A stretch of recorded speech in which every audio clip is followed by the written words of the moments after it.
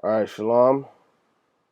This is Kanaksa Anban Yashar Allah from the GMS Lions Den Camp, coming with a short, brief lesson on bridling the tongue. All right, because sometimes we get caught up in the moment and we can seem to be emotional or carnal, but what it is just frustration of trying to get people to understand the simple people to understand the simplicity of Yahweh Shem Yahushai. All right, so what we do is no man can tame his tongue, but we can bridle it. Bridle is the things that they put in the horse's mouth to direct it the way they know the horse is supposed to go. All right. So with that being said, we use these scriptures to bridle our tongue. We fill our mind with these scriptures, so all our conversations will be in decency, or righteous conversations, conversations of holy things. All right. So let's go ahead and get to it. All right. First and foremost, I want to give all glory and praise to Yahweh by Shem Yahushai. Double honors to the apostles of GMS, and salutations to the Akim that are spread on the four corners of the earth, spreading this truth and sincerity and truth. All right. First scripture I want to get is John 3:1. All right. My brethren, be not many masters, knowing that we shall receive the greater condemnation. For in many things we offend all. If any man offend not in word, the same is a perfect man, and able to also to bridle the whole body. So if we don't offend in word, meaning we don't offend in word because we give the pure truth, right? So we have to stock ourselves with the knowledge, wisdom, and understanding of Yahweh Shem Yahushai, so we don't cause offenses. And that scripture is not talking about offenses to where like calling somebody a name or saying somebody's bugged out. That's not talking about that. Offenses meaning offenses contrary to the doctrine that we've been taught. Because everything, because the elect, according to the scriptures, the elect in their mouth was found no guile, no fault, no blame, because we were speaking righteousness. All right. Whenever we speak righteousness, as long as we, Lord willing, were one of the elect. All right. That's kind of monitoring our conversations that they're of holy things. All right. Don't be sitting around talking about unholy things. I mean, we have conversations about football and other kind of things like that. But in a nutshell, like when we speak in these scriptures, the only thing that's should be coming out of your mouth is righteous things, right? So you have to study to show yourself approved, right? And be able to and have the spirit to be able to understand these scriptures in order to have a righteously bridled tongue, right? Next scripture is Psalms 39:1. To the chief musician, even to Jeduthun, a psalm of David. I said I will take heed to my ways, that I sin not with my tongue. I will keep my mouth with a bridle while the wicked is before me. And and with that's a lot being said right there, because sometimes we entice and we antagonize the wickedness to come out of people. Sometimes we provoke it because we sometimes get out beside ourselves, right? Because it's tough work out there on these highways and byways dealing with these demons all the time, man. Sometimes we do get a little aggressive, but we don't have to be aggressive all the time. But sometimes we do get a little aggressive. We're human, bro. We have feelings also, bro. We get tired of the bullshit just like the next person get tired of the bullshit. Just because you're a man of the Lord don't mean you don't get tired of bullshit, bro. And sometimes we act upon it. Sometimes we don't act accordingly, but it's still a learning process, you know. But sometimes if we soften our approach, not acting like we bitches and nothing like that, nobody's saying nothing like that. But find other alternatives in response to answers for questions, or even rebuttaling with conversation. All right. Next scripture is Proverbs 15:1. This is a beautiful scripture that Apostle Gabar had brought out when on his live show talking about cowards, because that situation that happened when that dude got killed and the camp members ran off or whatever. All right. This is Proverbs 15:1. A soft answer turneth away wrath, but a grievous word stir up anger. The tongue of the wise useth knowledge aright, but the mouth of fools poureth out foolishness. right? So we rightfully speak righteous things out of our mouth, right? Because we were given the discernment to be able to speak these things, all right? I got a precept for that. The book of Sirach, chapter 17. Let me find it. Chapter 17, all right? Start at 1. This is the book of Sirach 17 and 1. The Lord created the man of the earth and turned them into it again. He gave them few days and a short time, and power also over the things therein. He endued them with strength by themselves and made them according to his image. He put the fear of man upon all flesh and gave him dominion over beasts and fowls. Right? That's that image. Right? They received the use of 5 operations of the Lord, and the 6th place he impart them with understanding. All right, the sixth sense is the understanding of the word, right? And the 7th, speech. All right, the understanding is the 6th sense. The 7th is speech, right? Okay, we have an understanding of these scriptures, right? Now we have to put that understanding out to the public. How do we do that? Through speech, proper speech, righteous speech, the bridling of the tongue, right? Putting your spirit in order, putting the flesh in order according to the spirit with these scriptures. All right. Shlaki. And the 7th speech an interpreter of the cogitations thereof. All right. The interpreter of the understanding of these scriptures. All right. Counsel and a tongue and eyes, ears, and a heart, mind gave he them to understand. All right. So once we get these understanding, all right. Once we fill our heart, our mind up with understanding, we express that through speech and proper speech. So sometimes we run out of certain words today. Like, it's a good idea just to read books, just to get a broader vocabulary, so we don't have to resort to using certain words. I'm not saying stop cussing or profanity, because the English language is a secular, profane language itself. So if you're saying shit, fuck, damn, to the Most High, it's no different than saying good morning, how you doing? It's a profane bastard language. He deals with it accordingly, because we were told, we were given this language as a part of our bondage. We had our true roots, our language taken away, but we're slowly gaining it back, right? So he deals with it for a certain extent. You feel me? All right. With all he filled them with the knowledge of understanding and Shlaki. This is Sirach 17 and 7. With all he filled them with the knowledge of understanding and showed them good and evil.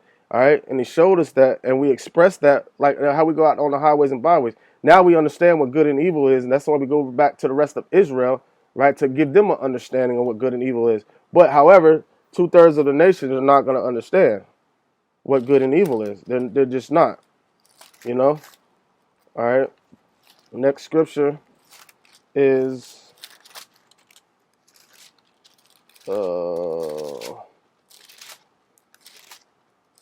want to hold on real quick, Shalaki.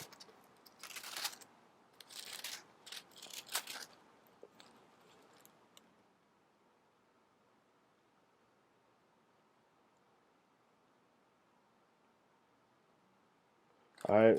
Next scripture is going to be James 3 and 2.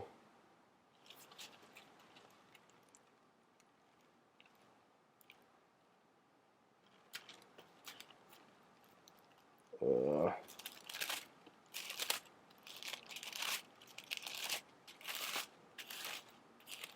right. Wait a second. This is James chapter 3, verse 2. For in many things we offend all.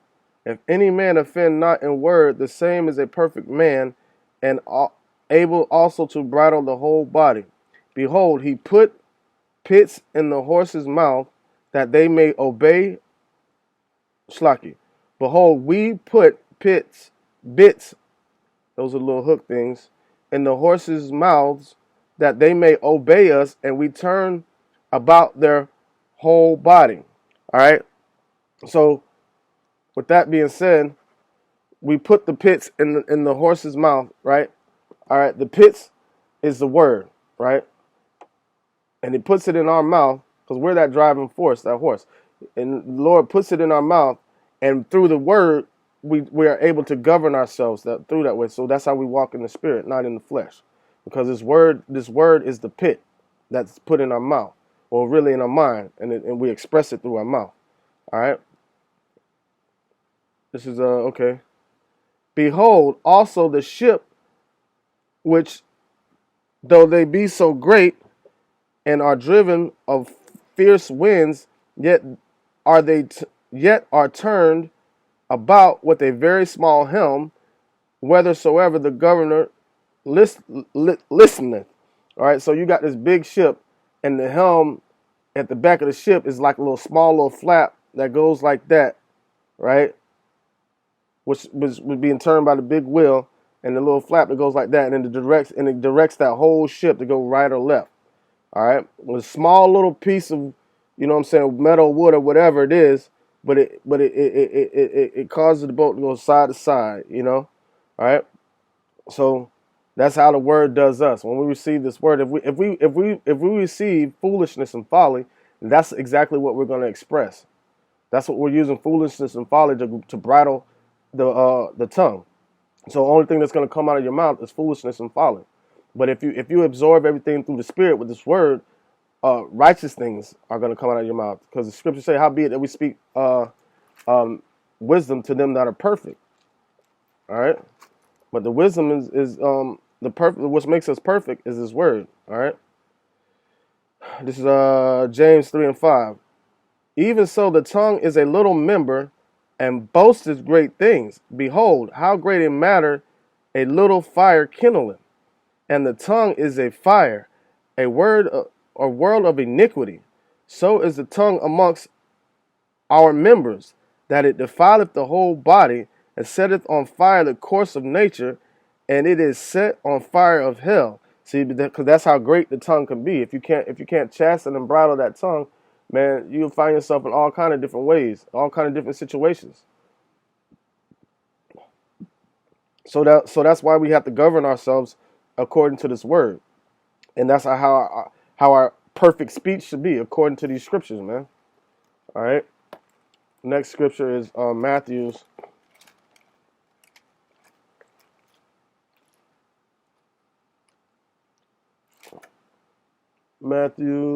chapter 15.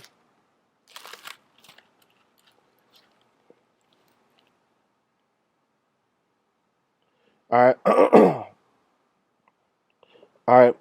Matthew chapter 15, verse 11. Not that which goeth into the mouth that defileth a man, but that which cometh out of the mouth, this defileth the man. All right. So, not the things that we ingest. Ingest is the things that we regurgitate, as far as speech, as far as actions. That's what defiles a man. That don't mean go eat whatever the hell you want to eat, but you know what I'm saying? It's basically plain and simple, man. The things that we say, because it said every idle words spoken shall be accounted for in the day of judgment, right? According to the scriptures, man. So it's the things that come out of our mouth, right? That conducts, you know what I'm saying, what's going to happen to us in certain situations. So we have to be mindful about some of the things that we say, all right? Because that's what's going to defile us. If you're going around here teaching that the Lord's name is Jesus, then you're defiling yourself. You're trying to defile other people. Going around here teaching that the Sabbath is Friday sundown to Saturday sundown, right? You're defiling yourself. Man. That's wicked talk. All right. Next scripture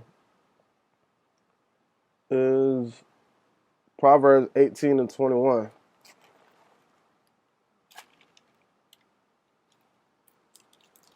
This is Proverbs 18:21.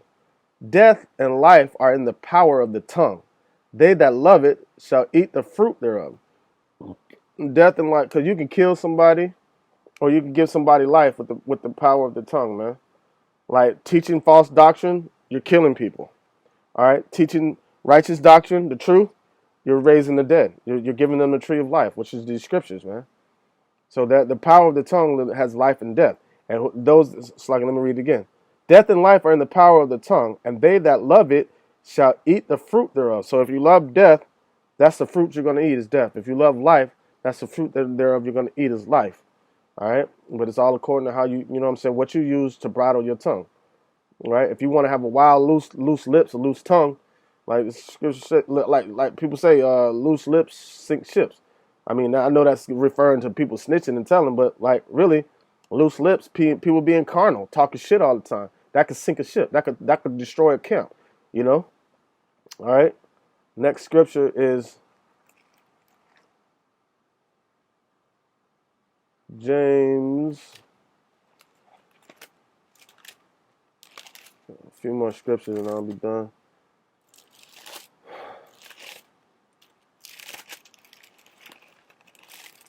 So much easier when you're doing it on the tablet and you just with the app and just flip through different scriptures and stuff instead of flipping the pages. But you know, it's good to get back to this way of showing your face and you know what I'm saying, really standing up for the Lord. Yahweh Shem Yahweh Shai, man. All right, we shouldn't have to really be hiding behind computer screens and everything. We should, just like how we do out on the highways and byways, man, show our face, letting people know who the men of the Lord are. All right. This is James chapter 3, verse 7. For every kind of beast for every kind of beast and of birds and of serpents and things in the sea is tamed and hath been tamed of mankind. But the tongue can no man tame. So no man can tame the tongue. You're going to say something regardless. When you feel it in your spirit, you're going to say something. So let's be mindful of the things that are in your spirit, right? Put righteous things in your spirit, righteous things are going to come out of your mouth. So that's, you can't tame the tongue, but you damn sure can coerce it or manipulate it or bridle it. All right. But the tongue can no man tame. It is an unruly evil of deadly poison. Therewith bless we Yahweh, even the Father, and therewith curse we men, which are made after the similitude of Yahweh. All right. So the same mouth we use to praise Yahweh is the same mouth we use to curse people. Right. You know, but the scriptures say, I mean, that can't be so, you know. All right. Slakia, this is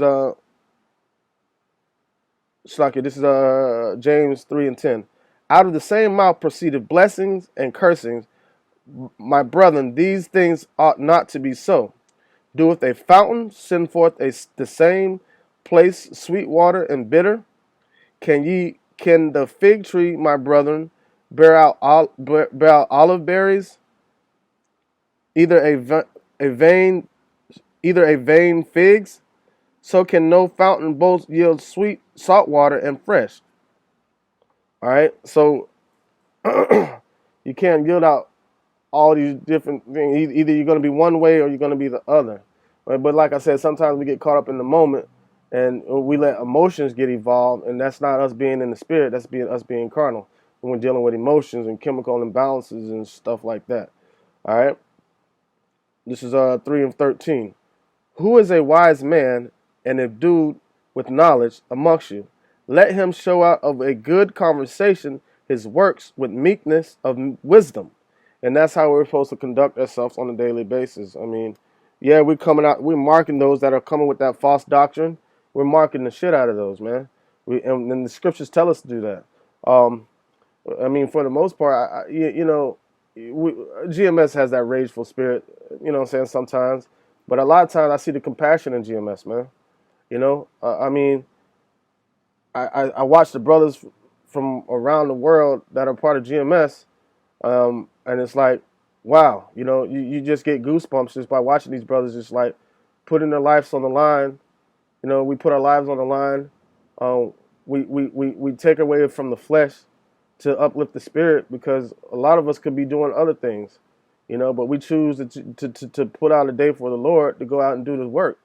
And then we choose not only to just do it from that point, but to keep on doing it with sit-down lessons, conference calls, live shows, Um, the elders are setting a great example on how we should conduct ourselves in this truth, man. You know, and especially if you're a novice in this truth, you ain't got no business out there on the highways and byways trying to point your finger and cuss people out. You don't even know nothing yet. You know what I'm saying? The best thing to do is just chill and watch. All right, let the Most High, Yahweh Shem Yahweh Shai, lift you up to that standard, to that point. Don't try to raise yourself up and try to brag and boast because you get a little knowledge and think you just go out there and cuss people out. It's not about going out there and cussing people out at will. That's not what this truth is about. All right. Next scripture is Matthew 12 and 33. All right, this is Matthew 12 and 33. Either make the tree good and his fruit good, or else make the tree corrupt and his fruit corrupt. For the tree is known by its fruit. And how are you known by your fruit? For one, through your actions. For two, through your speech. And your speech is known, what's known through your speech is your understanding. What type of understanding you have. A man with good understanding has a good speech, good conversation, righteous conversation. A man without understanding has folly and foolish conversations. All right? So you're going to be judged according to your fruit, and you're going to be known by your fruit, how you conduct yourself and how you speak. All right?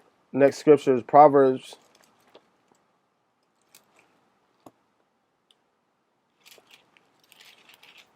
15 and 4.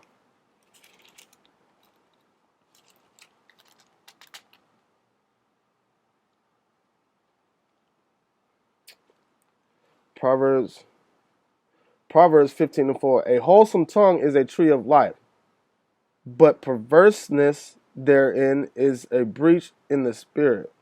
All right. So perverse tongue is a breach in your spirit, man. But if you have a righteous tongue, you have a tree of life. So you can either bring life unto yourself spiritually or kill yourself spiritually. That's all it is to it. You know?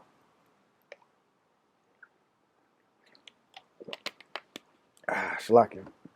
Wow. All right. So we have the power, like I said, like Scripture said, life and death is in the power of the tongue. All right. So what do you love, life or death? All right. Of course, in a sense, we love death, the destruction of America. So that's why we speak life to the children of Israel, the elect, in the 1/3. All right. By going out there and pushing this word. All right. Next scripture is Matthew 12 and 32.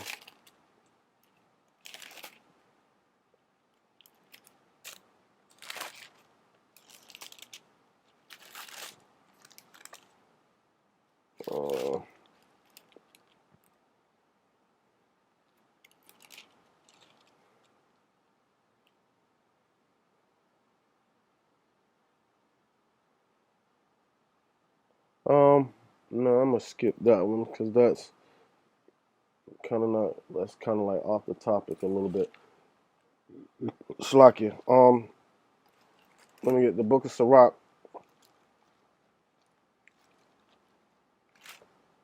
20 and 18.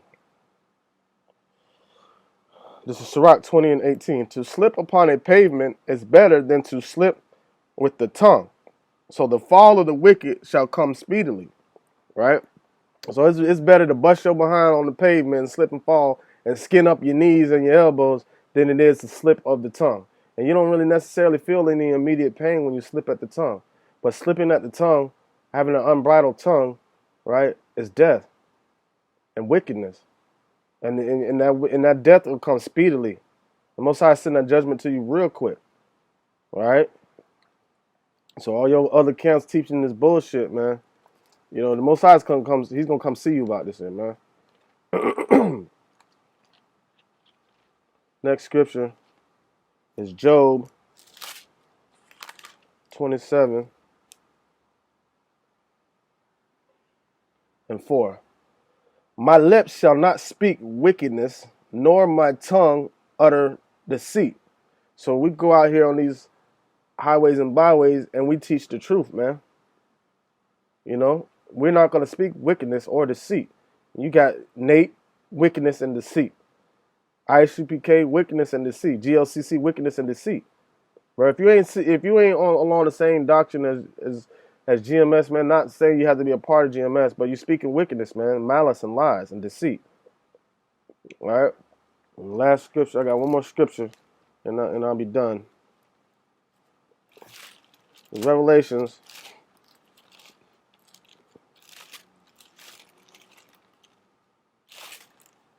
Revelations 14 and 4. All right, Revelation 14 and 4. These are they which were not defiled with women, right? The purity of the scriptures, right? For they are virgins. These are they which follow the Lamb wheresoever he goeth. Yahushua is that Lamb. These were redeemed from among men, being the first fruits unto Yahweh and unto the Lamb, right? And in their mouth was found no guile, for they are without fault before the throne of Yahweh. So with that being said, I want to give all glory and praise to Yahweh by Shem Yahweh Shai, double honors to the apostles of GMS, and salutations to the Akim that are spread on the four corners of the earth, prophesying in truth, right, and sincerity and in truth. Shalom.